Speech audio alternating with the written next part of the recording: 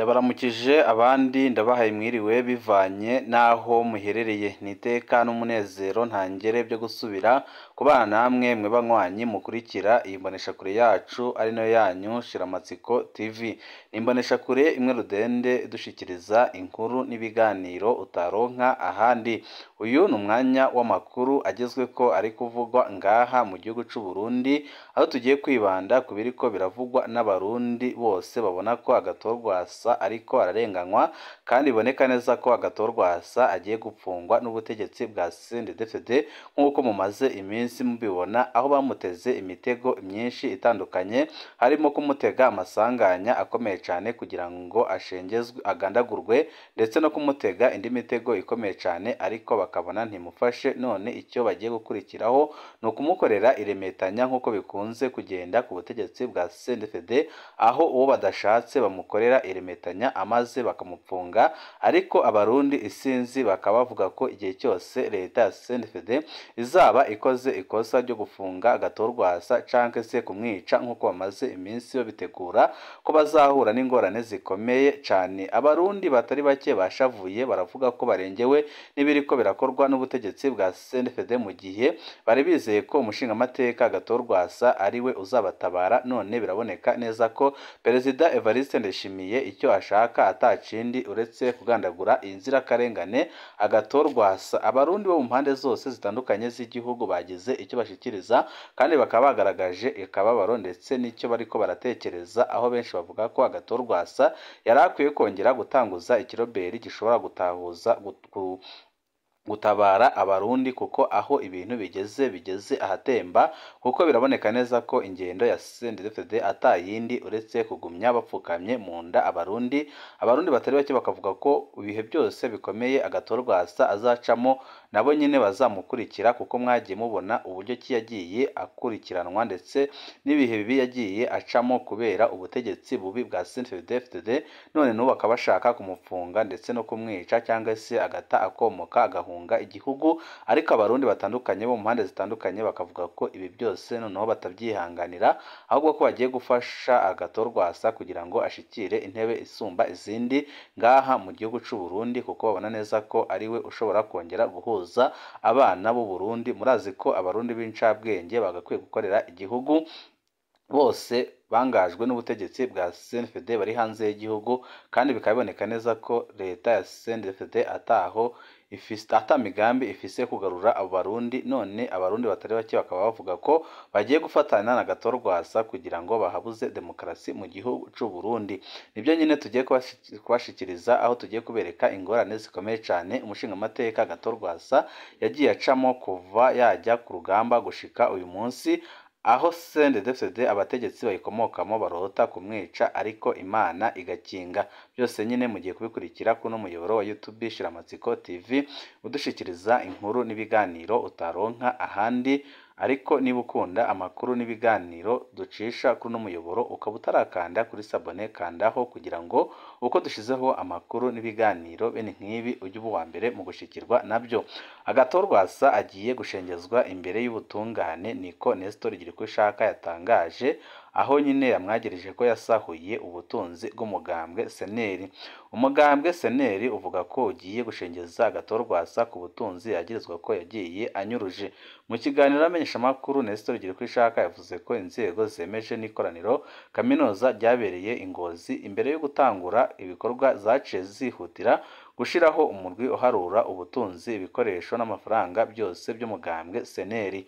Avuga ko muri raporo yatanzwe n'uwo murwi ukemezwa n'umupije inyuma yo kubona no gusuzuma ico cegeranyo, ngo basanze uwo mugambwe warasahuwe ibimwe bidasanzwe. Nestor Girikushaka avuga ko abahorera batwara seneri bahagarariwe ku isonga n'umushingamateka Agatho Rwasa batwaye ikimangu c'umugambwe, imiduga, amafaranga, amamashini nyabwonko, ibikoresho byo mu biro, aho avuga ko gushika n'ubu bataraheza kubiharura. Girikushaka akavuga ko mu minsi iri imbere bazoshikiriza inzego zibijejwe ico cegeranyo c'ibyasahuwe byose n'abahora barongoye umugambwe, hama bace bihutira gushira imbere y'ubutungane abakoze ubwo bunyonyezi ariko biboneka neza ko ikigambiriwe atakindi uretse gufunga umushingamateka Agatho Rwasa nk'uko CNDD-FDD yakoze ibishoboka byose kugira ngo imuhitane ariko bikarangira binaniye kuko abarundi bose barakunda Rwasa kandi biraboneka neza ko Perezida Evariste Ndayishimiye yabagiye gusubiza igihugu cy'u Burundi mu ntambara ikomeye cyane kuko ibi bintu bya Agatho Rwasa ntibizijana. Abarundi bari mu mpande zose bagize ico batangaza ndetse n'ubufasha bukomeye cyane bazaha umushingamateka Agatho Rwasa. Ntaho uzopfa ushikanye Uburundi winjira ishamba utazi ugaca inkoni utazi by'ukuri uri igihemu gikwije CNDD yagukoresheje ntaho muzopfa mushitse nuko ubutungane mu Burundi butingenga ibyabaye hirya y'ejo muri Senegal byo babereye agakorero gusa Imana mushobora byose izoguhora amaraso y'inkanyankamugayo zose n'abarundi bose n'abarundi kazi. Uyu nyine ni umunywanyi ndetse akaba n'umurundi ukomeye cyane avuga ko gira uko ishaka Imana izamubaza amaraso y'abaseneri ariko arameneka kandi izamubaza ubuhemu bukomeye cyane ariko arakorera igihugu camwibarutse mu kurya amafaranga akifatanya n'inkozi z'ikibi zituruka muri CNDD-FDD. Undi nawe yagize ati mana mwihenda uwo mutama wacu Agatho Rwasa hagire n'umurya ikinuma murabe ko izonda zanyu zidahaga umuntu azitoboze imbugita mwabageseramwe baba CNDD igihugu abarundi biswe n'inzara. Rwasa niwe atuma igitoro kibura, Rwasa niwe utuma ubukene bwishi abarundi, Rwasa niwe atumye abarundi barwa hanze y'igihugu nk'urwo rurofa ngo ni Nestor bahenze akagambanira umugambwe wiwe rwose niwe wagakwiye kujya imbere y'ubutungane amaze inyankamugayo zose zikamubaza amabi amaze igihe kitari gito akorera abarundi ndetse n'ubuhemu bukomeye cyane amaze kugirira umugambwe ndetse n'abarundi muri rusange. Undi nawe yagize ati bita nkuru nziza yagize ati general ababwiye icishe igihugu no gusumira inda abantu bakirengagiza ukuri bazi neza ariko kubera amaronko no kumwica bazomwica kuko birashoboka ariko ntitwibagire ko rurya abandi rutarindiriye. Hari abantu sinzi ku isi bari bateye ubwoba n'abari bakomeye cyane atawubahuka kubaraba mu maso ariko impwemu y'abazima yarabavuyemwo gusa tuguma tubandika tuzobashira ku mugaragaro abuzukuru bacu tuzobereka ko ari bo bahemukiye igihugu cacu ciza c'u Burundi. Mu bahemutse muri uno mwanya hakabamo Nestor gira uko ishatse ugambaniye inyankamugayo azi amaraso yamenetse kugira ngo Agatho Rwasa abe ashitse aho yarashitse aho benshi babonaga neza ko ari ku ntebe y'umukuru w'igihugu mu minsi iri imbere none afashije ibisuma byo muri CNDD-FDD kumukubita hasi ariko abarundi turi maso tuzahaguruka tumurwanire. Undi nawe yagize ati njewe Rwasa sindamufana ariko abarundi iyo umuntu tumurenganije nitubura ibyo twitwaza kumuremetaniriza mbere mubona tuzogeza he igihugu dugifise mu mutima ibintu nk'inibyo bimwe cimanda yavuga ngo ibyo nyine biriko biraba CNDD-FDD uwo yanze imukorera iremetanya rikomeye cyane. Undi nawe yagize ati uyu Nestor ni umucangiro nta n'abanywanyi azaronka nakorere indayigire ireke mu bwambwe mutama Agatho Rwasa tuzaguhora inyuma nubwo waca mu bihe bikomeye cyane ntuzigera tukwibagirwa. Undi nawe yagize ati uwufise imbugita n'uwufise ikirindi Nestor arabikoze ngo uwo Rwasa agira asubire guturatura muri rirare yari yamenyereye ubushuhe n'umuyaga by'ikiriri. Ibi nyine nibiriko biravugwa n'abayoboka CNDD-FDD bazi ubusuma bukomeye cyane buriko burakorwa. Undi nawe yagize ati ahari umugabo ntihapfa uwundi byose tuzabikora kandi tuzabikora neza cyane kuko tuzatabara umushingamateka Agatho Rwasa kandi CNDD-FDD nihirahira igashaka kumugirira nabi izibonerako kandi bizayikorako kuko abarundi turamaze kuba maso kandi naho CNDD-FDD yihenda ko turi bijuju ntibizigera bikunda kandi ntibizigera byorohera buri umwe wese aho benshi nyine mu barundi bemeza ko Agatho Rwasa bari bamufisemwo amiringiro ndetse n'amizero bakavuga ko byanze bikunze bagiye gukora ibishoboka byose kugira ngo bamurwanire ishaka. Rwasa yazwe umugambwe ibyiwe byoba bigiye birangire, yazwe umugambwe agiye kwinjizwa ibohero ariko abarundi bari bameze magabo baravuga ko igihe cyose bazaba bamufashe bazahita bajya mu barabara bakamagana icyo kibi kiriko kirakorwa na CNDD-FDD. Mu kiringo cy'imyaka irenga 23 yari amaze arongoye abananiraribonye mu nyuma bahindutse inyankamugayo, Agatho Rwasa yagumye ahangana n'abagerageza kumukura ku burongozi bw'umugambwe CNL. Yarazwe umugambwe ariko agumana abanywanyi bamwiyumvamwo. Inyuma yo kuva mu matora ya 2010 avuga ko yarimwo ubusuma, Agatho Rwasa yaciye akurwa ku burongozi bwa FNL na Emmanuel Miburo afatanije na Jacques Bigirimana, ariko basa n'abafatwaye izina ryonyine nk'uko abanywanyi benshi bagumye inyuma ya Rwasa. Byagaragaye mu matora ya 2010 byagaragaye muri 2018 aho Rwasa ashingiye umugambwe mushasha CNL wagiye mu matora yo muri 2020 umaze umwaka umwe wemerewe mu mategeko, ariko urusha amajwi uwo bari bamwatse n'iyindi byari imaze imyaka myinshi iri ku rubuga rwa politiki. Benshi banemeza ko Rwasa ari we watsinze amatora, ariko abadede biba intsinzi nk'uko basanzwe babigenza. None Rwasa amaze kwakwa byose, none bagiye no kumushira imbere y'ubutungane. Ibingibi nyine birateye inkeke kandi abarundi ntibazabyihanganira. Inyuma y'imyaka 6 CNL ishinzwe, Nestor Girkwishaka inararibonye kuva mu muhari Parpehutu ari nawo nkomoko y'umugambwe CNL yasubiriye Agatho Rwasa. Yatowe mu ikoraniro kaminuza ridasanzwe ryabereye ku itariki 10 Ntwarante ukwa gatatu, byabaye haheze umwaka urenga. Ibikorwa by'uwo mugambwe bisa n'ibyadindiye bivuye ku cuka cibi co kutumvikana hagati y'indongozi z'uwo mugambwe. Inyuma ya zuguruzuguru zari zimaze amezi arenga 15, ubu umugambwe CNL uramutswa inzego nshasha. Rwasa avuga ko iryo koraniro ritakurikije amategeko agenga umugambwe, ariko ibyarivuyemwo byemejwe kwa 18 Ntwarante n'ubushiranganje bw'intwaro yo hagati, iterambere rusange n'umutekano, ari nabwo bujejwe imigambwe mu gihugu. None bizogenda uko byagenze nka mbere. Kahise ka Agatho Rwasa muri politiki y'u Burundi gahera mu mwaka w'1988. Ico gihe yiga kuri kaminuza y'u Burundi, aca ahunga inturika zizwi nka Ntega na Marangara. Amakomine y'intara za Kirundo na Ngozi yabayemwo ubwicanyi bushingiye ku moko y'abahutu n'abatutsi. Ashitse muri Tanzania yinjiye mu muhari Parpehutu washinzwe mu mwaka w'1980 na Gahutu Remi, izina rizwi cyane mu Burundi kumwe mu batanguje urugamba rwo guhabuza agateka k'abahutu. Rwasa yinjiye mu ishami rya gisirikare rya Parpehutu ari naryo FNL inyuma y'urupfu rwa Gahutu Remi muri Myandagaro 1990. Parpehutu ntiyorohewe kuko yaciye itangura kuja mu ngorane z'uburongozi be n'injyane imbere muri yo zatumye igenda yicamwo amababa menshi.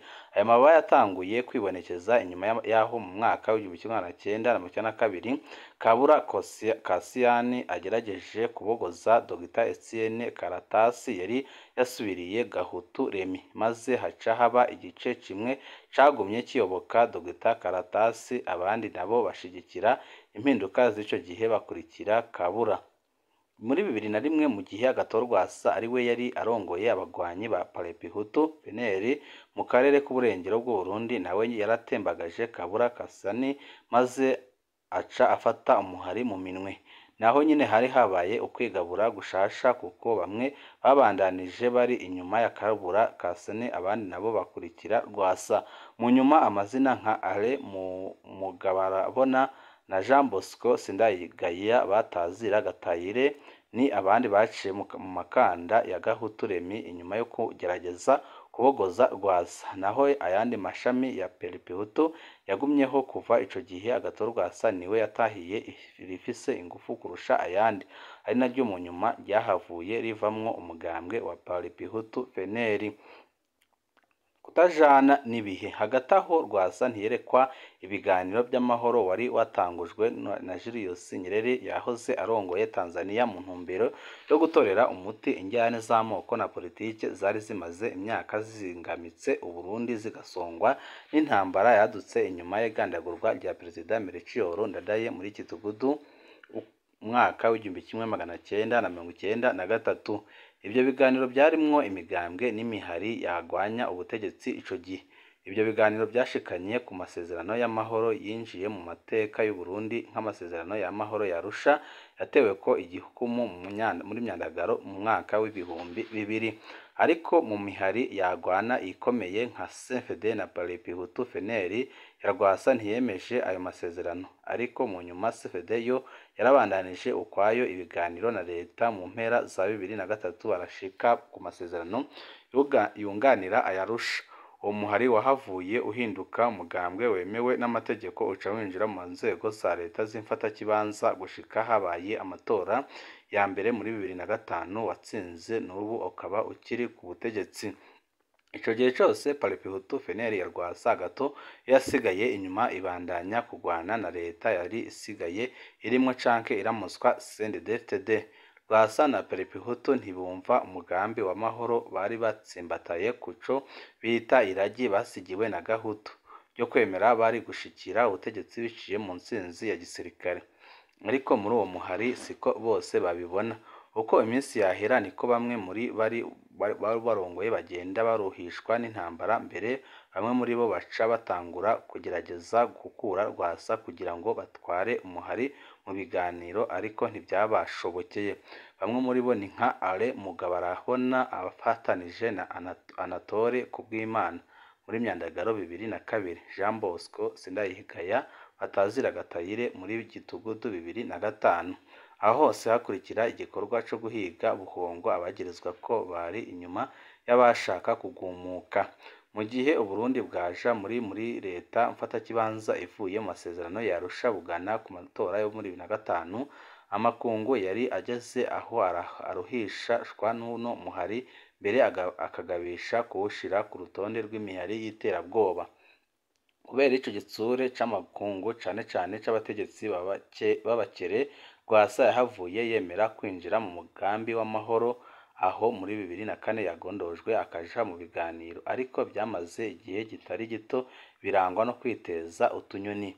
Amaherezo Rwasa n'abo bari bafatikanije kurongora umuhari bagiye kuva muri Tanzania birukanywe na leta y'iki gihugu. Inyuma y'igitero uwo muhari wari wakoze mu kwa gatanu 2008 mu bice bitari bike bya Bujumbura, igitero cyateje uburakari abategetsi b'akarere. Amaze gutahuka, igikorwa nyamukuru cyo kwinjiza mu buzima bwa politike cari gitanguye.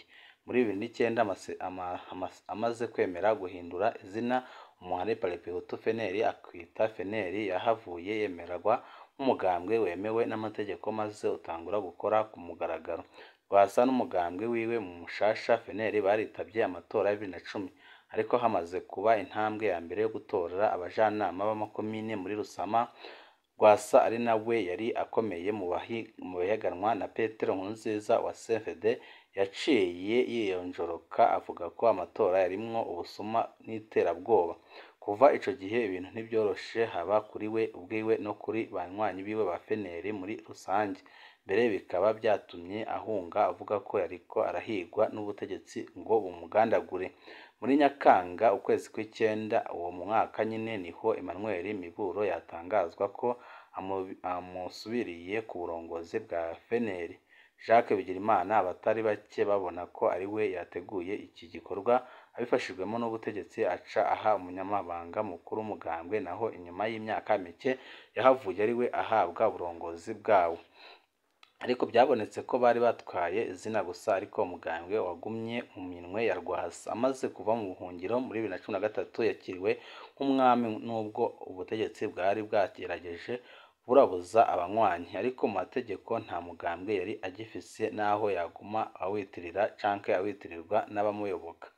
Amatora ya 2015 yabaye atamugambwe, ariko yiyandikisha kwitoza abicishije ku runani rw'abigenga biyise Amizero y'Abarundi.